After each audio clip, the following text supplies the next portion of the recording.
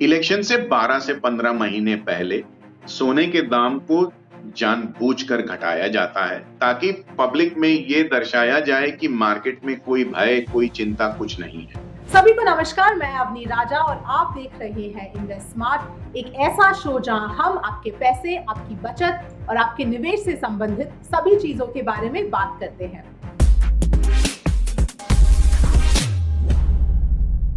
आज के शो में हम बात करेंगे सोने के बारे में।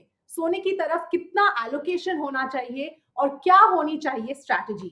हमारे साथ जुड़ रहे हैं विजय भंगवानी। विजय, शो पर आपका स्वागत है। सबसे पहले मैं आपसे पूछना चाहूंगी कि पिछले कुछ महीनों में सोना काफी महंगा हुआ है, क्या इसके बावजूद एक निवेशक को सोना खरीदना चाहिए? नमस्कार अवनी जी, आपके दर्शकों को भी मेरा नमस्कार। बहुत बहुत शुक्रिया मुझे अपने शो में शामिल करने के लिए। और जहां सवाल है सोने की खरीद पर, मुझे लगता है इन मौजूदा बढ़े हुए दामों पर भी सोना जो है एक अच्छा निवेश बनता है।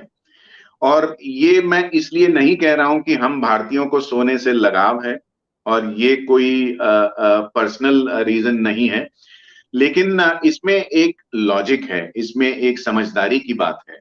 विश्व भर में जितने डॉलर आज वित्तीय बाजार में जो हैं वो सर्कुलेट हो रहे हैं, उनमें से 20% डॉलर सन 2020 में मार्च महीने में जो विश्व भर में कोरोना के लॉकडाउन हुए थे उसके बाद छपे हैं। और ना सिर्फ अमेरिका बल्कि बहुत सारे मुल्कों में विश्व भर में बहुत सारी करेंसी छापी है जो गोल्ड बैक्ड नहीं है। यानी नॉर्मली अगर आप करेंसी छापते हैं, अगर आप 10 करोड़ रुपए छापते हैं या 10 करोड़ डॉलर छापते हैं, तो ये अनिवार्य है कि आपके पास 10 करोड़ डॉलर का सोना जो है अपने सेंट्रल बैंक में होना चाहिए। लेकिन 2020 के बाद अनबैक्ड करेंसी, यानी वो करेंसी जिसकी बेसिस सोने के फिजिकल डिलीवरी पर नहीं है, ऐसी करेंसी छपी है। और जब जब ऐसी इतनी मात्रा में करेंसी छपती है तो महंगाई दर, जिसे अंग्रेजी में हम इन्फ्लेशन कहते हैं, उसमें बढ़त आती है। अमेरिका में ही देख लीजिए, 43 वर्ष में सबसे उच्चतम स्तर पर महंगाई दर चल रहा है। यूरोप में 38 से 40 वर्ष के उच्चतम स्तर पर महंगाई दर चल रहा है। फूड एंड एग्रीकल्चरल ऑर्गेनाइजेशन, जो कि यूनाइटेड नेशंस ऑर्गेनाइजेशन की एक शाखा है, उन्होंने कहा है कि खाने की महंगाई, जो कि सबसे ज्यादा मार चोट पहुंचाती है, क्योंकि खाने के बगैर तो इंसान जी नहीं पाता, कई मुल्कों में खाने की महंगाई शायद 30% तक छूने की संभावना रखती है। तो इतने ज्यादा महंगाई के माहौल में अगर कोई एक निवेश समझदारी का निवेश बनता है, और 3000 वर्षों से महंगाई जब भी बढ़ती है तो इंसानों ने सोने पर भरोसा रखकर उसमें निवेश किया है, और सोना इस कसौटी पर खरा उतरा है। महंगाई के दौर में सोने ने आपकी पूंजी बचाई है, आपकी पूंजी में इजाफा किया है, और आपको उतार चढ़ाव जो है, वित्तीय उतार चढ़ाव और जो तनाव है महंगाई से एसोसिएटेड, उससे बचा कर रखा है। तो जी हाँ, इन मौजूदा स्तरों पर भी सोने में खरीदारी में समझदारी है। जी बिल्कुल। तो आपके हिसाब से जियोपॉलिटिकल सिचुएशन इस वक्त देखकर सोने के भाव किस तरफ जा सकते हैं? छोटे अवधि में, मैं छोटे अवधि को 6 से 12 महीने की अवधि मानूंगा, क्योंकि भारतीय इनकम टैक्स एक्ट जो है वो 36 महीने से ज्यादा की समय सीमा को लॉन्ग टर्म मानता है। छोटे अवधि में हमने देखा है कि जब जब अमेरिका में इलेक्शन आते हैं, और हर 4 वर्ष इलेक्शन आते हैं, इलेक्शन से 12 से 15 महीने पहले सोने के दाम को जानबूझकर घटाया जाता है ताकि पब्लिक में ये दर्शाया जाए कि मार्केट में कोई भय, कोई चिंता कुछ नहीं है।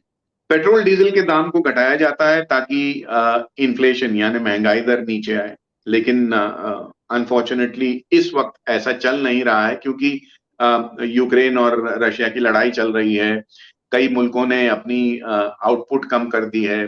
उत्पादन जो सऊदी अरेबिया ने 1 लाख बैरल कम किया है, रशिया ने 8 लाख बैरल कम किया है। तो artificial man made shortages create की गई हैं। तो हालांकि मुझे लगता नहीं है इस बार अमेरिकी इलेक्शन से पहले सोने को बहुत ज्यादा घटाने में सक्षम होगी सरकार, लेकिन कोशिश जरूर करेगी। तो छोटे अवधि में ये होगा, जब जब आपको कोई चिंता या पीड़ा का एक इवेंट बनेगा तो सोने के दाम उछलेंगे।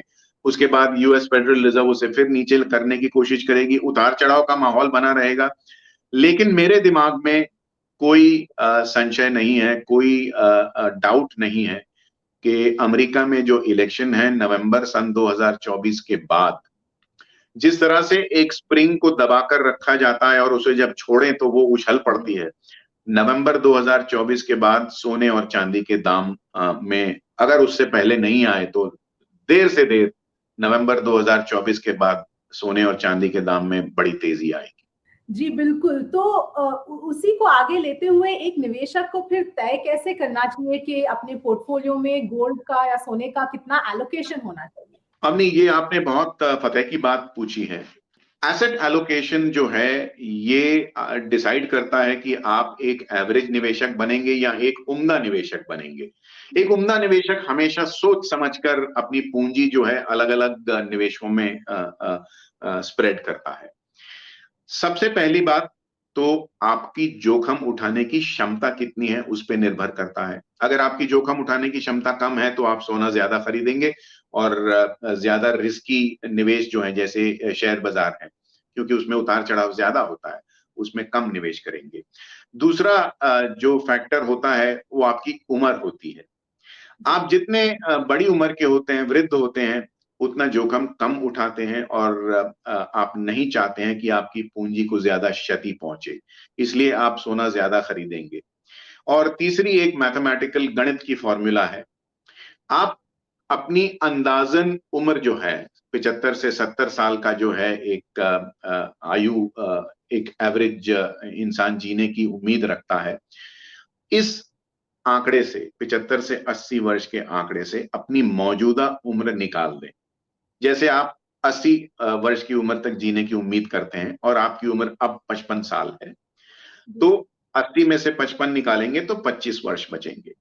ये 25% जो 25 वर्ष दर्शाता है, ये आप जोखिम वाले किसी निवेश में पैसा डालिए ताकि 75% आपकी पूंजी जो है वो सुरक्षित रहे, आपको रक्तचाप नहीं बढ़ेगा, रात को अच्छी नींद आएगी। तो जितनी ज्यादा आपकी उम्र होगी उतना सोना आप ज्यादा खरीदेंगे, और जितनी आपकी जोखिम उठाने की क्षमता कम होगी उतना आप सोना ज्यादा खरीदेंगे। नॉर्मली फाइनेंशियल प्लानर ये कहते हैं कि 10 से 15% अपनी एलोकेशन सोने में करनी चाहिए। मैं इस बात से सहमति नहीं रखता हूं। मैं कहता हूं कम से कम 20% या उससे ज्यादा की एलोकेशन कीजिए, क्योंकि अब हम एक सुपर इन्फ्लेशन ईरा में जा रहे हैं, जब महंगाई दर इंसानी इतिहास में सबसे ज्यादा ऊंचे स्तर पर पहुंचने की क्षमता रखता है। जी और फिर दूसरा सवाल ये उठता है कि सोने में निवेश करने की बात करें तो किस तरीके से करें, क्योंकि अभी काफी ऑप्शंस है, फिजिकल गोल्ड है, गोल्ड ईटीएफ है, सॉवरेन गोल्ड बॉन्ड्स है, तो ये फैसला कैसे किया जाए? हमने काफी हद तक ये फैसला जो है निवेशक अपनी खुद की चॉइस या खुद की प्रेफरेंस पर करते हैं। अगर किसी ने मन बना लिया है कि उन्हें कागजी फॉर्म में गोल्ड खरीदना है तो वही करेंगे जो उन्हें अच्छा लगेगा, और जो पुराने ख्यालात के लोग हैं वो कहते हैं कि सोना तो वही होता है जिसे मैं हथेली पर रखकर देख सकूं, सिक्के हैं, बार्स हैं जिसे बम्बैया भाषा में लगड़ी कहते हैं, 1 किलो का जो एक स्लैब आता है उसे बम्बैया भाषा में कैडबरी कहते हैं, क्योंकि उस पे सोने की, कैडबरी चॉकलेट पे सोने की परत चढ़ी होती है, फॉइल। तो कुछ लोग कैडबरी खरीदना चाहेंगे, कुछ गोल सिक्के खरीदना चाहेंगे, कुछ छोटे कॉइन्स खरीदना चाहेंगे स्क्वायर। लेकिन आज से कुछ वर्ष पहले मैं बंबई सराफा बाजार एसोसिएशन के किसी मेंबर से मिला था। उसने मुझसे एक सवाल पूछा था, और ये सवाल काफी हद तक डिसाइड करता है कि आप सोना किस फॉर्मेट में खरीदना चाहते हैं। उसने पूछा था, अगर आप विजय आप कागजी निवेश से घबराकर अपना पैसा कुछ अलग रखना चाहते हैं, जिसे कमोडिटीज को रियल एसेट कहते हैं, क्योंकि वो आप हाथ में धर के उसे महसूस कर सकते हैं, उसका वजन उठा सकते हैं, और कागजी एसेट जो है वो आजकल तो आप कागज भी नहीं देखते हैं। मेरे समय में जब मैं 1986 में शेयर मार्केट में आया था तो शेयर्स हम अपने हाथों में देख सकते थे कागज के फॉर्मेट में, लेकिन आज तो वो भी डीमैट हो गए हैं। तो कागजी यानी इनविजिबल फॉर्मेट हो गया आज। तो कहता है अगर आप कागजी फॉर्मेट में निवेश से अपनी पैसा निकालकर किसी सेफ जगह पर रियल एसेट में डालना चाहते हैं, जैसे रियल एस्टेट है या सोना है, तो आप सोने को कागजी फॉर्मेट में क्यों खरीदना चाहेंगे, जैसे ईटीएफ है या बॉन्ड है या गोल्ड म्यूचुअल फंड है। लेकिन अगर आप कागजी फॉर्मेट में खरीदने के लिए ओपन माइंडेड हैं, अगर आपको लगता है कि सोना कागजी फॉर्मेट में खरीद सकते हैं, तो बेशक आपके पास विकल्प कई हैं। गोल्ड ईटीएफ है, सॉवरेन गोल्ड बॉन्ड है, गोल्ड म्यूचुअल फंड है, और सराफा बाजार से आप लगड़ी या कैडबरी या गोल्ड सिक्के वगैरह तो कभी जब चाहे मन चाहे आप खरीद सकते हैं।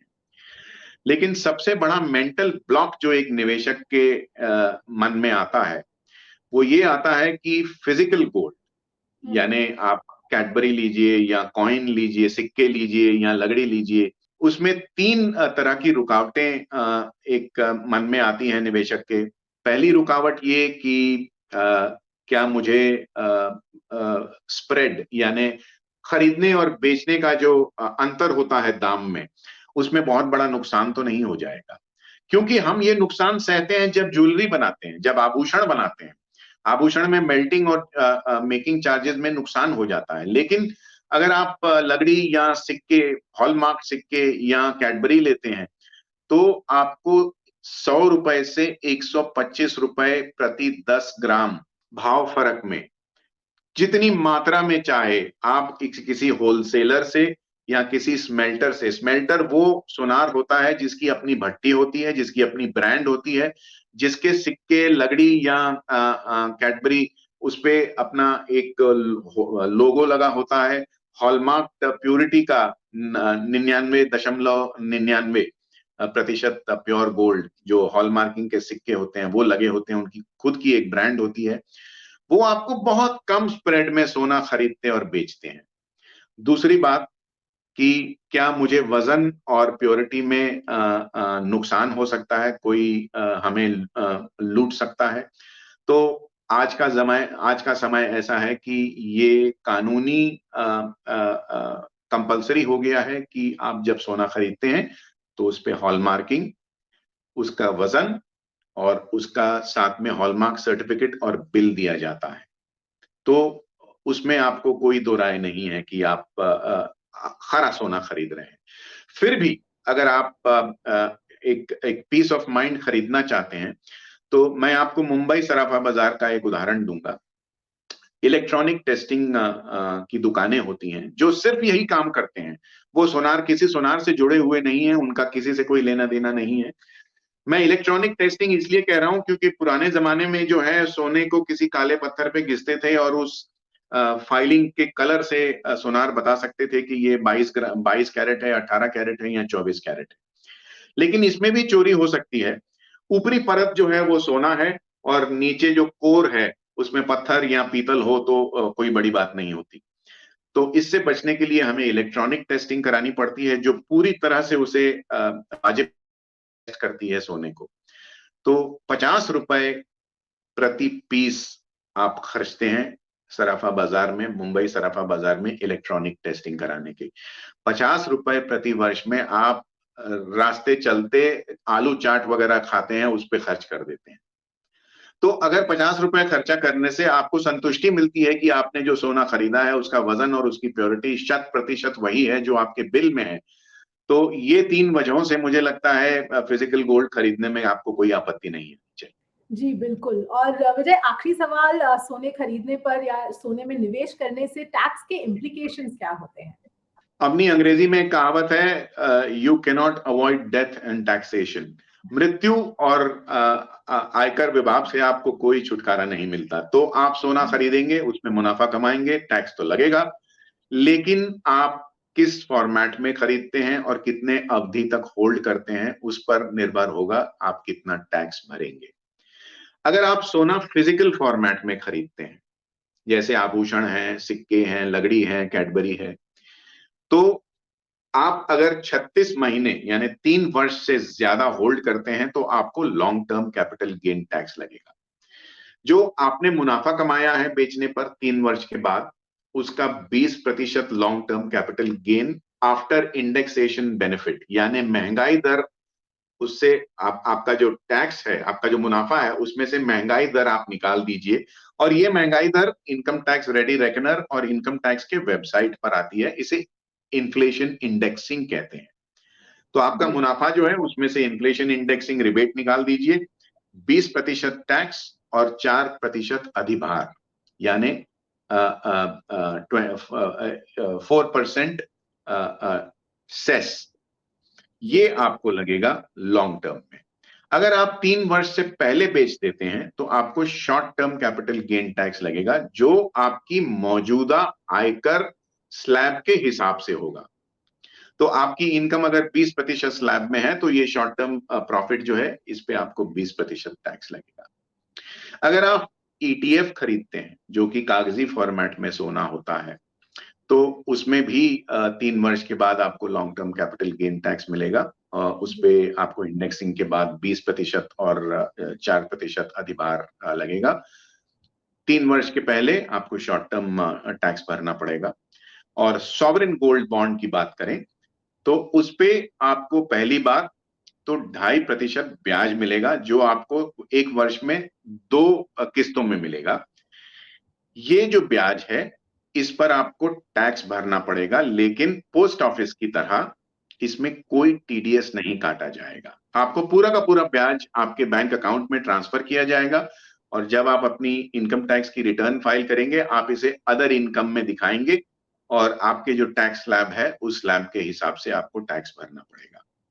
रही बात पूंजी की, आप अगर ये सॉवरेन गोल्ड बॉन्ड चाहे आईपीओ से खरीदें, चाहे सेकेंडरी मार्केट से, शेयर बाजार से खरीदें, अगर आप 8 वर्ष की जो इसका जो मुद्दा है, उसके रिडेम्पशन के वक्त तक होल्ड करते हैं, तो जो भी मुनाफा आप कमाते हैं वो टैक्स फ्री होगा।